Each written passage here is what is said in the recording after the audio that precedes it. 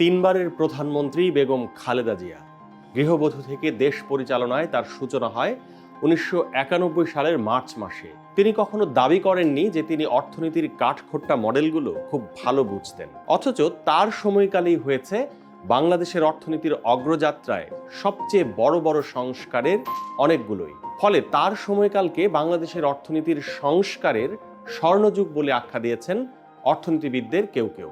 তার সময়কালের বিভিন্ন পদক্ষেপ আমাদের আজকের রপ্তানি, সরকারের আয়, বেসরকারি খাতের উত্থান, আর্থিক খাতের বিস্তার এবং সামাজিক উন্নয়নে বড় ভূমিকা রাখছে।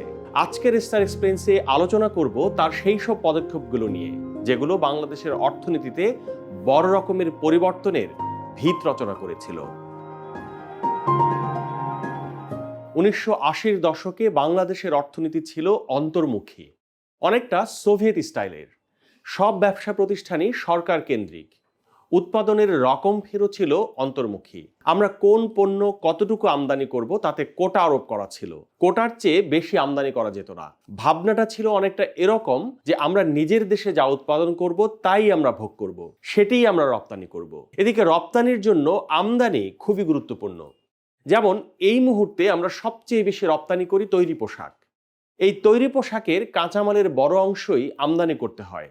সুতরাং কাঁচামাল আমদানি করা না গেলে তৈরি পোশাক রপ্তানি করার সুযোগ থাকবে না। ১৯৯১ সালে ক্ষমতায় আসার পর বেগম খালেদা জিয়ার সময়ে দেশের অর্থনীতিতে যে কোনো ধরনের আমদানি সহজ করা হয়। সব ধরনের আমদানির ক্ষেত্রে কোটা তুলে দেওয়া হয়, কমানো হয় আমদানির ক্ষেত্রে ট্যারিফ বাধাও। ফলে বাংলাদেশের অর্থনীতি বহির্মুখী হতে শুরু করে। এটি বাংলাদেশের অর্থনীতি আজকের পর্যায়ে আসার জন্য বড় ভূমিকা রেখেছে।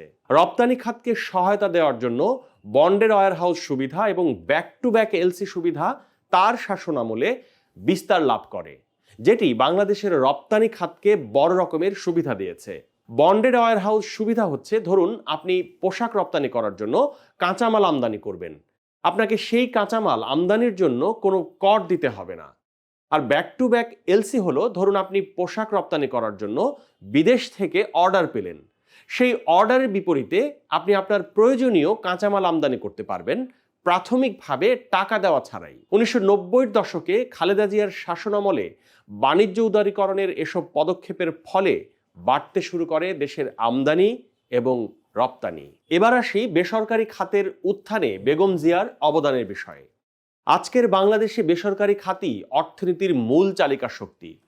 তরুণদের চাকরির প্রায় ৯৫% যোগান দিচ্ছে বেসরকারি খাত। এই বেসরকারি খাতের উত্থানে সবচেয়ে বেশি ভূমিকা রেখেছে তার সময়কালে করা উদার শিল্পনীতি, রাষ্ট্রায়ত্ত প্রতিষ্ঠানের বেসরকারীকরণ, মুক্তবাজার অর্থনীতি এবং ডিরেগুলেশন। উদাহরণ দিয়ে বলি, আদমজী জুট মিল পৃথিবীর অন্যতম একটি পাটকল ছিল। একসময় এটি সরকারের জন্য বড় বোঝার কারণ হয়ে দাঁড়ায় প্রতি বছর বড় অঙ্কের লোকসানের কারণে। বেগম জিয়া ক্ষমতায় থাকাকালে ২০০২ সালে এটি বন্ধ করে দেওয়া হয়। সেখানে স্থাপন করা হয় আদমজী ইপিজেড। আদমজী জুট মিলে প্রায় ২৫,০০০-এরও বেশি শ্রমিক কাজ করতেন। আর যখন আদমজী ইপিজেড নির্মাণ করা হয়, সেখানে কর্মসংস্থান হয় প্রায় ৭০,০০০ শ্রমিকের। পাশাপাশি এখান থেকে প্রতি বছর অন্তত $10 বিলিয়ন পণ্য রপ্তানি হয় বিভিন্ন দেশে।